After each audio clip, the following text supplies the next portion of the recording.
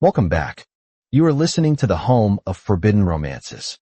Prepare yourself, because tonight's story will leave you breathless. The porcelain cup shattered against the obsidian floor, the sound like a gunshot in the silent, frozen study, mirroring the snap of Julian's sanity as his blood began to boil. He didn't breathe.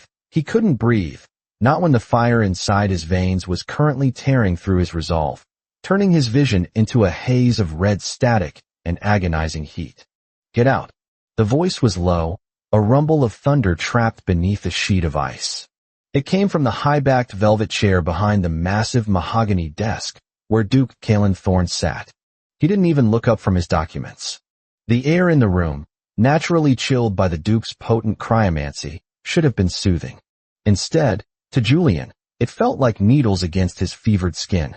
Julian scrambled to his knees, his hands shaking so violently that a shard of porcelain sliced into his palm. He didn't feel the cut, the pain of the scorched vein curse drowning out everything else. I apologize, Your Grace. I will clean it immediately. I said get out, Kalen repeated, his voice dropping an octave, heavy with a lethal kind of boredom. Send the headmate. You are dismissed. Julian bowed, his forehead touching the cold stone, hiding the way his eyes rolled back into his head. If he didn't leave now, the Duke would see. He would see the flush rising up Julian's neck, the sweat clinging to his hairline, the shameful physical manifestations of a curse that looked entirely too much like arousal. In the austere, militaristic household of the Wolf of the North, such a display wasn't just unprofessional. It was a death sentence. He scrambled backward, clutching his bleeding hand to his chest, and fled the room, the heavy oak doors slamming shut on the only man who could save him, and the one man he could never ask. The corridors of Thorne Manor were endless, a labyrinth of gray stone and blue tapestries that whispered of ancient wars and cold victories. Julian leaned against a pillar in the servants' wing, gasping for air. The stone sucked the heat from his cheek, offering a momentary, blissful relief before the furnace in his marrow roared back to life. 3 months. It had been 3 months since the fall of House Vane. 3 months since Julian, once the celebrated son of a count, a scholar of history and arts, had been stripped of his silks, shackled in iron, and sold on the auction block to pay for his father's gambling debts. He remembered the humiliation of the auction house, the jeering crowds, the hands that poked and prodded. And then, the silence when Kalen Thorne raised his paddle. The Duke hadn't bought him for pleasure. He hadn't bought him for labor. He had bought him because he needed a servant who could read the old tongue to organize his library, and Julian was the only commodity on the block who was literate. It was a sterile, transactional salvation. But the slavers hadn't mentioned the illness. The scorched vein was a hereditary curse, a magical malady that struck one in every 10 generations of the Vane bloodline. It was a buildup of excess yang energy, a fire that grew until it consumed the host from the inside out. The only cure was the transfer of yin energy, cold, grounding magic, delivered through intimate contact with a powerful mage. Julian slid down the wall, curling into a ball. He had pills, illicit alchemical suppressants he had smuggled in the lining of his boot, but the last one was gone 2 days ago. Withdrawal was hitting him with the force of a sledgehammer. You look like a corpse warmed over. Julian flinched, looking up through hazy eyes to see Martha, the head of the kitchens, looming over him. She wasn't unkind, but she had no patience for weakness. Just a dizziness, Martha. Julian lied, his voice raspy. I haven't eaten. Well, eat quickly, she grumbled, tossing a roll of bread at him.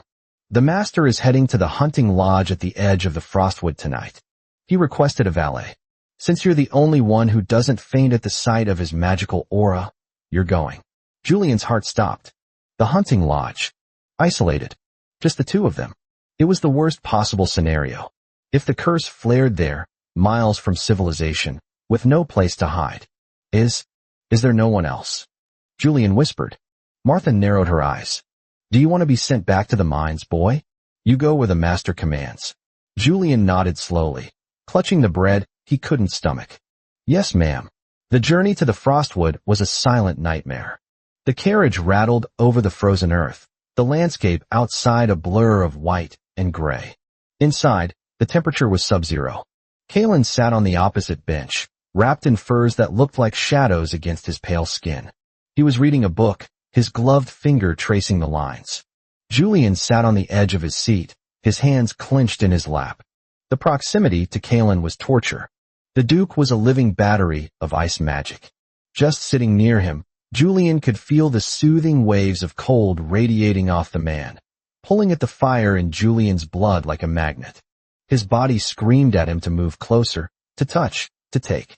He bit the inside of his cheek until he tasted copper, using the sharp sting to ground himself. "You are shaking," Kalen said, not looking up. "It is cold, Your Grace," Julian stammered. Kalen finally looked at him. His eyes were the color of a frozen lake, beautiful and terrifying. He scanned Julian's trembling frame, his gaze lingering on the flush of Julian's cheeks. "It is not that cold," Kalen observed, his eyes narrowing. "And you are sweating." "A fever, perhaps," Julian lied, praying the carriage darkness hid the dilation of his pupils. "I will be fine to serve you, my lord." Kalen stared at him for a moment longer, a flicker of suspicion crossing his features. The Duke was a man who saw conspiracies in shadows. A servant who acted erratically, who sweated in the freezing cold, who trembled with suppressed energy. To Kalen, Julian looked like an assassin fighting off the effects of a combat stimulant. "See that you are," Kalen said coldly, returning to his book. "If you collapse, I will leave you in the snow." It wasn't a threat. It was a statement of fact.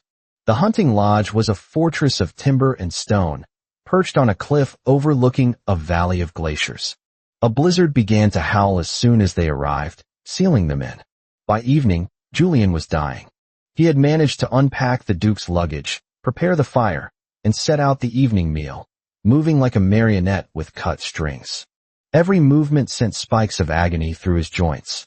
The fire in his blood was no longer a simmer. It was an inferno.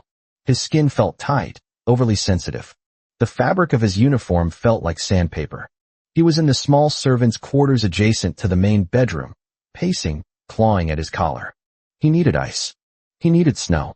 He stumbled toward the door, intending to run out into the blizzard and bury himself in a drift, regardless of the danger. He opened the door and ran straight into a wall of muscle. Kalen stood there, still dressed in his formal vest and shirt, his expression thunderous. "Where do you think you are going?" Kalen demanded. Fresh air," Julian gasped, swaying. "Need air." Kalen grabbed his arm to steady him, and the contact was electric. For Julian, it was ecstasy. The Duke's hand was blissfully cold, a balm on a burn. A whimper tore from Julian's throat, a sound so broken and needy that it stunned both of them. Kalen ripped his hand back as if he had been burned. "You are burning up. Please," Julian whispered, sliding down the doorframe. "Just let me go outside." "Into a blizzard? You'll be dead in minutes." Kalen stepped closer, his demeanor shifting from master to interrogator. He grabbed Julian's chin, forcing his head up. "Look at me." Julian tried to focus. Kalen's face was swimming. "Your pupils are blown wide. Your pulse is erratic," Kalen noted, his voice sharp. "What did you take? Poison? A stimulant? Who sent you?" "No one," Julian sobbed, the tears evaporating on his hot cheeks. "Not poison. Then what?" Kalen's magic flared, the room temperature dropping 10 degrees instantly. To a normal man, it would be freezing. To Julian, it was the first breath of air he'd had in days. He unconsciously leaned toward the Duke, his body seeking the source of the cold. Kalen stiffened, stepping back. "Stay back. Answer me, Julian. What is wrong with you?" Julian curled into himself on the floor, clutching his stomach. The pain was blinding now. His organs felt like they were melting. The scorch. The crimson vein. Kalen froze. He was a scholar of magic. He knew the term. The Vane family curse. He looked at the shivering, sweating man on the floor with new eyes. "I thought that bloodline died out." "I am the last," Julian choked out. "Please. It hurts. It hurts so much." Kalen stood silent, processing. He wasn't a kind man. He had survived the wars of the Empire by being ruthless, by closing his heart off after his own family betrayed him for power. He viewed emotions as weaknesses and physical needs as liabilities. But looking at Julian, this fragile, broken creature who had served him silently for months, who had endured the cold without complaint. Something in the ice of his heart cracked. He knew the cure for the scorch. Everyone knew the cure. It required a transfer of essence. It required intimacy. "You foolish boy," Kalen murmured, the anger draining from his voice, replaced by a grim resolve. "Why didn't you speak? You would rather die than ask." "I am a servant," Julian whispered, his vision fading to black. "I am nothing." "You are my property," Kalen corrected, his voice dropping to a growl. "And I do not allow my property to break." He stooped down and scooped Julian up into his arms. Julian let out a gasp at the full body contact, the cold of Kalen's chest seeping through his shirt. He clung to the Duke's shoulders, burying his face in the crook of his neck. Kalen carried him into the master bedroom and kicked the door shut. He laid Julian on the massive fur-covered bed. "The cure requires direct contact," Kalen said, his voice unusually hoarse. He stood by the bed, looking down. "Do you understand what I am saying, Julian?" Julian looked up, his eyes glassy, filled with pain and a desperate, raw longing. "Please, master. Save me." That plea, broken and honest, snapped the last of Kalen's restraint. He didn't undress with the frantic haste of a lover, but with the methodical precision of a general. When he climbed onto the bed, the mattress dipped under his weight. He loomed over Julian, blocking out the light of the fire, a shadow of pure, freezing power. "This will be cold," Kalen warned. "Good," Julian breathed. Kalen lowered himself, pressing his skin against Julian's. The reaction was violent. Steam literally rose from where their skin met, a hiss of magic neutralizing magic. Julian arched his back, a scream of relief tearing from his throat.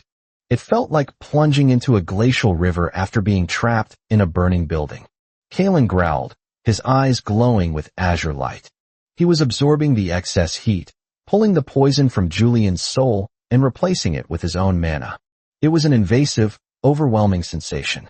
"Look at me," Kalen commanded, gripping Julian's wrists and pinning them above his head. Julian obeyed, drowning in the obsidian depths of the Duke's eyes. "You are not nothing," Kalen said, his voice rough. "You are mine, and I take care of what is mine." He kissed him. It wasn't gentle.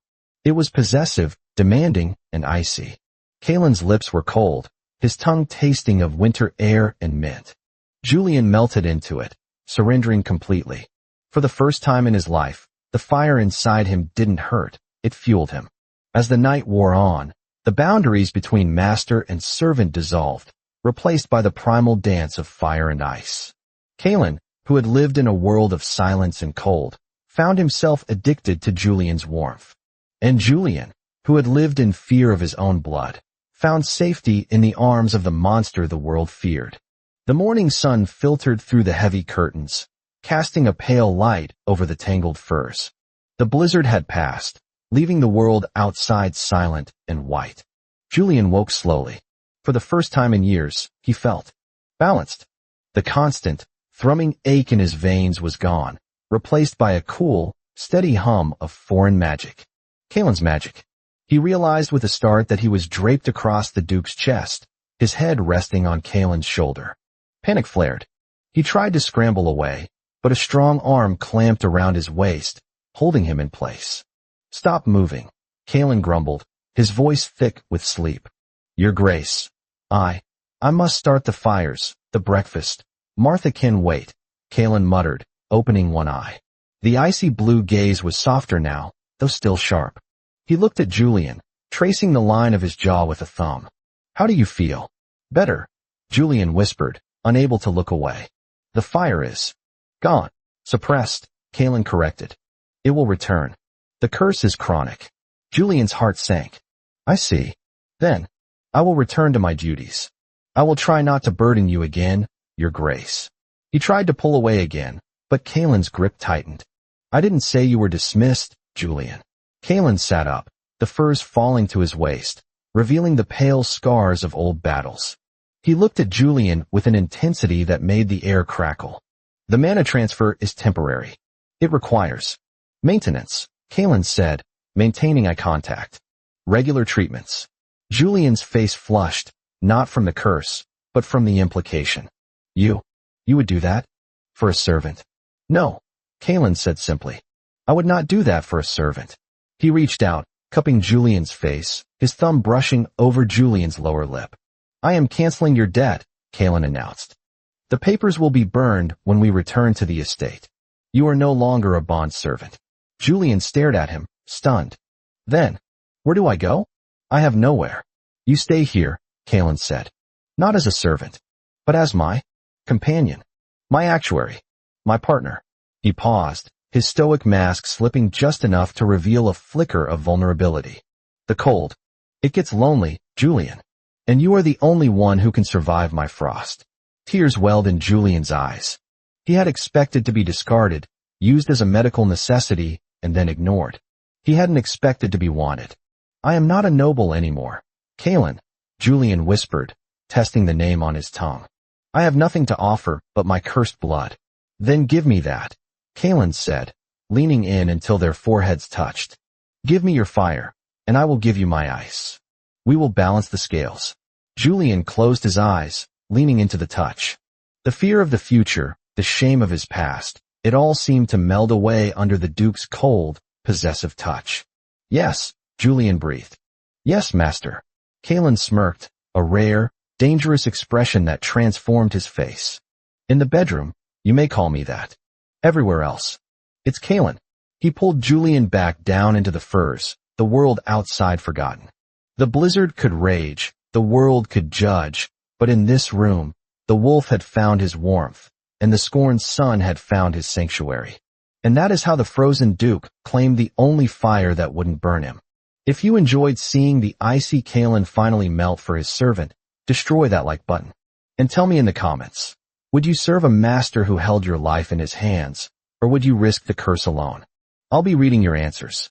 Subscribe for the next chapter. Until then,